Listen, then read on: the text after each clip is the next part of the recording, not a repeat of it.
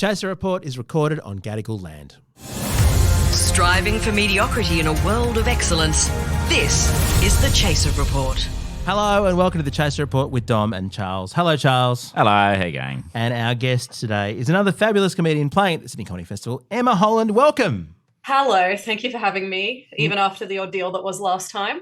Now, tell us about that. What happened? Because I wasn't in that conversation, I don't think. Yeah, I think I just maybe wasn't prepared, but the laptop I was on died mid-interview, and then that also meant I lost recordings on my end, and so I had to jump on my phone and do it via my phone, and the audio just sounds awful. And God bless Gabby Bolt, she dealt with it very well, very professionally, but I was like, they're never having me back. There's no way. So this is very validating. Well, I guess to be fair, the reason we're having you back is total ignorance of what. Because I think Charles and I were away that day, and Gabby was in charge. Yes. But I'm also informed that Gabby basically lost control of her bodily functions laughing at your show this year in Melbourne. Oh, really? So either the show's a shit hot show, or she's remembering the interview she did with you and the lost audio. No, it was my goal to make the audience piss and vomit. I was like, if I'm not getting laughter, I may as well have some fluids. Actually, I've just checked my notes and it said that she lost her voice from laughing at your show. And I'm an amazing way to take out another comedian. Very Yeah, given that she sings. All part of the plan, all part of Yes. my greater purpose, to be the sole female comedian in Australia. But Emma, you were nominated for the award formerly known as the Barry, now known as the Most Outstanding Show. That is awesome. That is awesome. Congratulations. Quite apart from the whole name thing, that's an incredible thing in a 600 plus show festival. Yeah, Being it's in the top crazy. 5 or so. Go you. Yeah, it's absolutely nuts. It was very unexpected. And what's the process for getting like did you know that there were judges amongst you in the audience? No, I had no clue. I didn't even know I was being considered for it in any capacity. But I later found out that the night before they announced the awards, I think 11 people were in who were all potentially judges. There you go. Which is great because it was a hot night. It was really good. Awesome. Go you. So, no, I got asked to consider being a judge once. Oh, wow. But I wasn't there. I then never went to the festival again, so it didn't really work out. But no, they recruit, secret stroppers to come and sit in and see how it Yeah, goes. I have no idea who they were or when they were in or like that I was being watched at all, which is kind of nice. I kind of prefer it that way. Oh, It feels, yeah. 100%. Yeah. So the show's Yeah, Save the yeah, Orangutans. From what? From what? From bad Zoom interviews? What's the threat we're talking about? Man, just from everything, they're so vulnerable. The show's kind of centered around. I spent most of my childhood in Indonesia, and it was a very heavy weight on orangutan conservation there with my school. So every time we'd have a fundraiser, it would all go towards orangutan conservation or saving the orangutans. I think from deforestation, it was never really made clear, but we got to see lots of like photos of little baby orangutans having a nice time. And I was like, well, I'm doing my part, so I don't need to research further into this. Did that get tedious? I'm not sure it's an important cause, but by the third or fourth bake sale for the orangutans, did you still think, well, can we just think about world hunger or maybe the whales? Or... Well, we swapped over at one point to like earthquakes and stuff. Every time there was a bad earthquake, we'd have like a breakfast. But it got to the point where I think kids were associating good breakfasts with natural disasters. And so we started to get like quite happy when they happened because they're like, oh, yeah, we're getting pancakes. Oh, wow. So I think they maybe had to switch that Pavlovian response off from us and go back to the orangutans. It is nice to know something good can come out of terrible natural disasters at a school. Yeah, and I think that's beautiful. Yeah. So I guess there's something you have in common, probably among many other things, with Barack Obama going to school in Indonesia for a long period of time. Oh, man, everyone said they knew him. When that news really? dropped that he had spent some time in Jakarta, literally everyone there was like, my dad knows him. My dad went to school with him. My cousins said that they met him at the mall. It's like you could not get through. It was like a whole year of people just telling me that they knew Barack Obama. And now that you've been nominated for this award, is it the same thing happening now? People are saying, yeah, we know him. We know him. We were at an orangutan fundraiser with her. Yeah, it's mostly Barack Obama trying to call me, and I'm like, no, I told you, I blocked you. I don't want to hear from you anymore. You're obsessed. It's enough's enough. You know. What was that like going to school? I can't quite imagine it. It was awesome. I loved it. It was very. I mean, I didn't really know it was any. Like it wasn't normal, that it was any different. And then I got back to Australia when I was 16. I was like, oh no, I'm weird. What way? Yeah, it was, I mean, I had a weird accent. I didn't know any slang. I was very like culturally unaware of things. Like I remember someone talking about nosy and I was like, what the I don't know what you guys Oh are my God, talking you had an about. idyllic upbringing in a land without Shannon Knoll.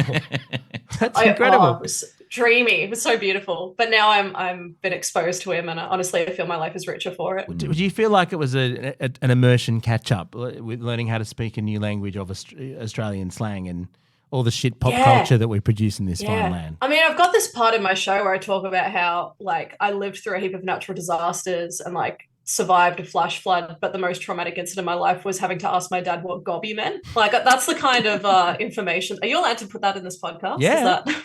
Yeah. Oh, okay, great. So Yeah, cool. I don't know what gobby is. What's gobby? It's a very like teenage Australian slang for oral sex. Oh, okay, yeah, okay. But I didn't find that out until quite Yeah. late. It was very of my time. Yeah, right. Okay, yeah. Because I'm 47 and I still don't know. what gobby Charles is, went but- to school in Australia. He doesn't know anything. Yeah, that's right. Yeah. No one was That's right, we're in the offering same me boat. gobbies. Now you can ask me what it means, and I can transfer that trauma. Did you onto think it was like an abbreviation for the gobbledock or something? Yeah, I assumed it was. So coming back at 16 into the ordinary Australian school, that must have been, was it a bit like the movie Mean Girls? I don't know if that might be before your time. Genuinely, yes. That like I remember that movie coming out, and I was like, oh, I feel so seen. Like, but yeah, that experience of her like just being a bit socially awkward and like all these like social dynamics that I'd never seen before. That's exactly what it felt like. I was like, oh, I thought every class just had 14 kids in it, and you all had to get along because there was no other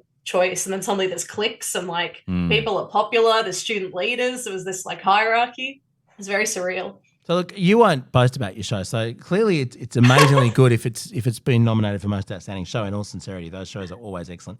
You can catch it 2nd to the 7th of May at the Brisbane Comedy Festival, the 12th of May in Perth, and it's 21st of May at the Sydney Comedy Festival. Having plugged the show, Emma, I'm keen to get onto the main game here, Yes. which is your Disney update, because this is important stuff. We've brought you on to fill us in on what's happening in the world of Disney. I'm not across it, but I hear big shit's going down in Mousetown. It's pretty huge. I should before I get into the news part state that when I was told I could do any topic, I've been very obsessed with like the Disney adult community for the past few months. Hang on, what's that? So it's basically just adults who love Disney and love Disneyland, and they've kind of made it like a big chunk of their personality. Wow. And I thought I didn't realize how like deep this community goes. There's like subgenres of it. There's like, it's a whole thing. So I remember hearing about bronies, and bronies are adult men who are way too into My Little Pony. Is it somewhat similar? Is there any irony involved? Or is it so ironic that that's actually a genuine love for, I don't know, Elsa and the Frozen gang or something? No irony. And I think it's because it's like, Disney's all about magic. And so people, I think, want to embrace the like magical side of life. And so there's this part of Disney, like adult Disney culture called Disney bounding, which I'm obsessed with. But it's people, when you're an adult, you're not allowed to dress up when you go to Disney parks because it'll confuse kids. Oh. And like they don't want kids coming up and hugging random strangers. So you're not allowed to dress up as a character when you go there. That seems like a very good rule in terms of, Yeah, I agree. Pedophile protection, but also protection of IP, which Yes. matters even more to Yes. Disney. Than, Which is what is the most important. You don't want to see Yeah. Mickey Mouse doing something bad, do you? Like breaking the copyright protections right. that are It's like that affordable. era when everyone could get verified on Twitter and people kept impersonating Yes. like companies. Yeah. Similar vibe. Like you don't want people impersonating the mouse. I so want now to sneak into a Disneyland with a big Mickey Mouse outfit, put her on in the bathroom, and then act drunk. I think that just stagger around the park, just being terrible. How long do you reckon it'd take them to shut you down? Is it like seconds? Have they got cameras everywhere for fake Mickeys? I reckon they're watching. I reckon, like, course again, they are. I'm very ingrained in this community. I think they're always watching in there. That's amazing. What a great idea. So but so Disney what do they bounding do? is the solution. So what is Disney bounding? So Disney bounding is the adults who aren't allowed to dress up but still want to be a part of like the experience. They do Disney bounding, which is where you dress in the colors and essence of a character. So like, for example, you could Disney bound as Winnie the Pooh and you'd wear like a red shirt, yellow pants, and like a necklace with a honey pot on it. So it's just like the vibe of the character. Oh, so it's exactly the line before the IP definitely Exactly. It's as close as you can get to like writing that the Yes. line without crossing it. It's like the way Ed Sheeran writes music. He listens to a Marvin Gaye song and then Just Yeah. goes right up to the line. I must say, the only thing I can think of that's more pathetic than a grown adult dressing as Winnie the Pooh is a grown adult wanting to dress as Winnie the Pooh, but not quite being able to pull it off because of the law. It's like, I really wanted to, I just can't because I've got the honey tie. See, I'm almost, that's Yeah, but yeah, that's it's crazy. There's heartbreaking. a whole community. There's like people who call themselves Disney park food and drink influencers. And their Wow. whole job is just to go to Disneyland and go to the restaurants and try the food and like make TikToks about the food. I'm telling you, this is what I mean. There's so many subgenres of like Disney fans. Right, so there's a sort of so Michelin does French restaurants and Yes. world-class restaurants. There is a sort of Michelin star style rating for Disney food. Yes, Yeah. yeah, and as there should be. you There know? should be. We- I mean, it's so expensive. It probably costs as much as a cordon bleu restaurant. Yeah, I that's want to true, know if it's yeah. good. Yeah. I want to know if it's good. If I'm Oh, getting it. probably more to be honest. Like Yeah. the prices in there are crazy. Yeah, one of my friends went to the Harry Potter world not long ago and went for 3. This is Universal Studios. I think it was in Florida. Went for a couple of days and it cost thousands of dollars apparently to have the full experience and all that. You'd want to know that you were going to the least shit catering outlet while in the knowledge that any food at a theme park isn't going to be very That's good. what I mean. They're doing the Lord's work. They're Yeah, doing no, what it's- other people won't. It is very valuable. And it's because my daughter, 5 years old, fully into all Disney princesses, particularly Elsa, but, Encanto as well, which has no technical princesses from what I understand. And I frequently dress her in outfits that are, Elsa-esque, but don't, they're the Kmart Elsa without the logo on it. It's $10 cheaper. She thinks it's the That's- same as the real yeah. thing. Disney bounding. Amazing. That's what it is. It's Kmart costumes. Yeah, and That's they're great. sparkly. Yeah, As long as they're right, sparkly, yes. it's at some point she's Yes. going to reject the ones without the IP on them, though, isn't she? I mean, if you raise her as a Disney adult, she might not, Mm, Like you yes. could start this process now. You could raise her to be a Yes. Disney bounder. I mean, we once held, and I know this is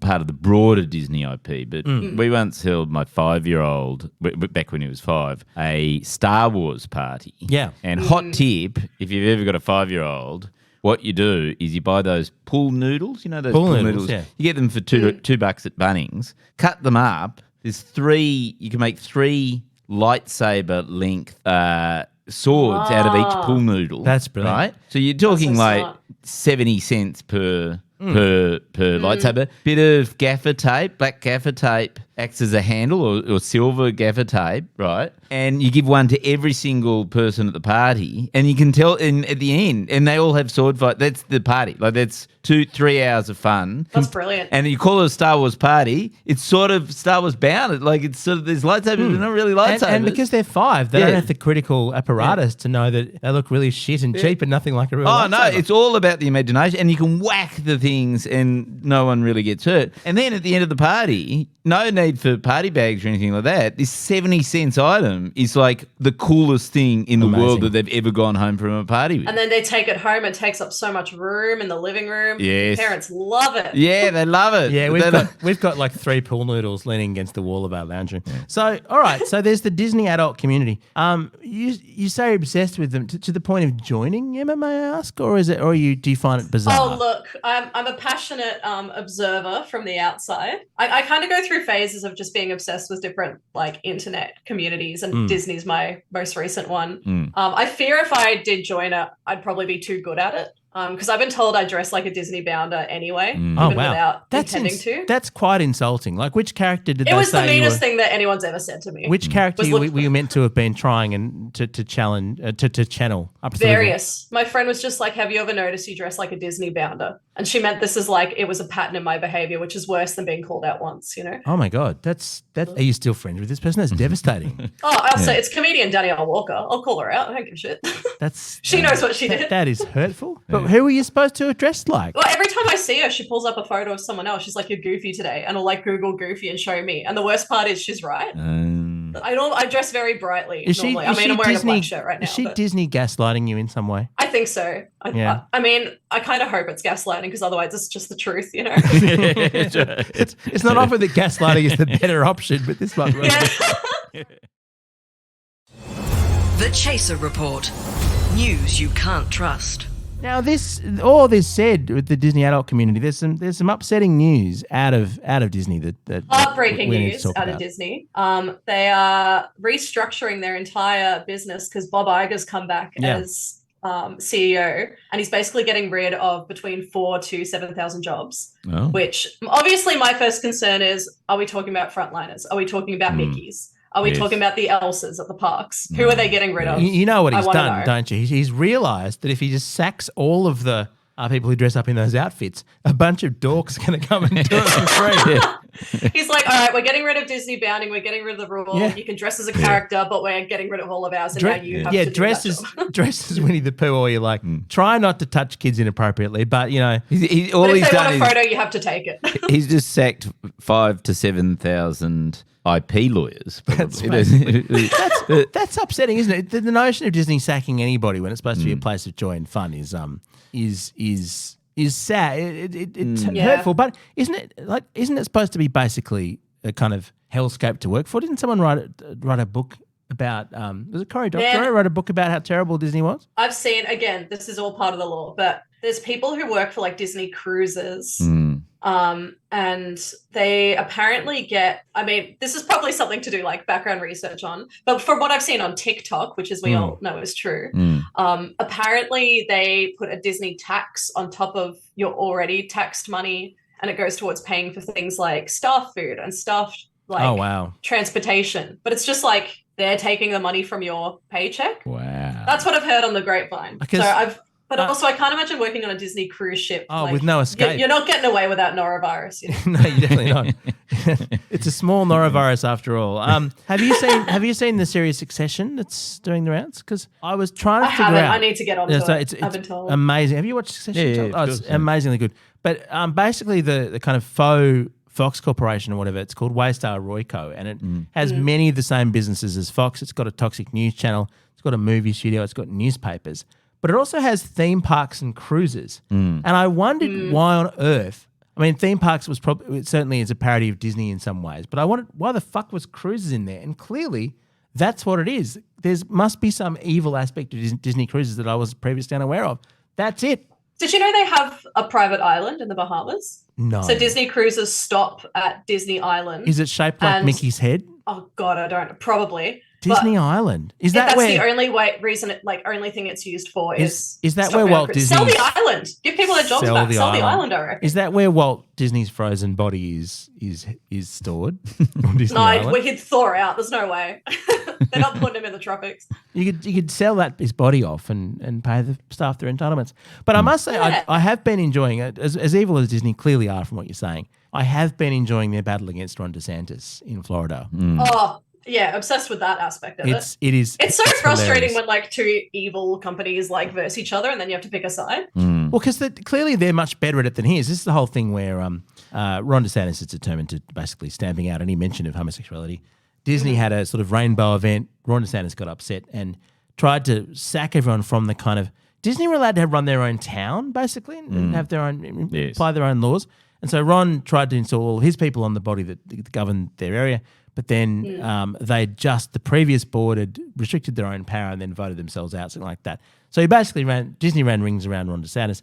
I mean, I don't know who to back. I suppose Disney. They do bring joy. In this specific instance, I'll back Disney, but in the wider sense of their labour practices, I probably wouldn't align myself with them. It's like making an alliance with the Sith Lord. Yeah, that's right. But it's like if the Sith Lord went to Pride and you're like, oh, I didn't much. Respect. I do respect the behaviour. Yeah. And I mean, Sith Lord's famously bad IR policy, constantly choking colleagues in the workplace. Very, very unfair. Yes. But rainbow flags on the starship. Yeah, it's true. That's true. Hashtag ally. Yeah.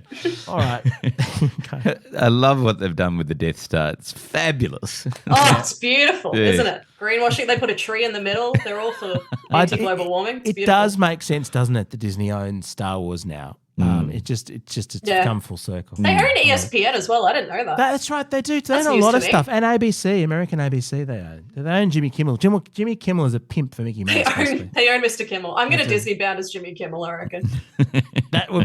That's well worth. No, Yeah. but Try. no, you want to win comedy awards, though, don't you? Oh, Hey. ouch. Oh, you got him. Got him. I mean, my whole show is just me Disney bounding as various talk show hosts. So Well, maybe I should change. That is well worth. That's about the best plug we can possibly come up with. Go and see Emma Holland's show, Save the Orangutans. As I said, 2nd and 7th of May in Brisbane, 12th of May in Perth, 18th to the 21st in Sydney. And I must say, we've had a lot of. I'm away for the next few weeks, but that is one show I can actually get to go and see because I'll be back in town. Yeah. By the time you're on, that must be the final week. So now I know that if you don't see it, it's by choice. Oh, it's because I'm a judge. You've I'm dug yourself a hole there. Secret awards judge.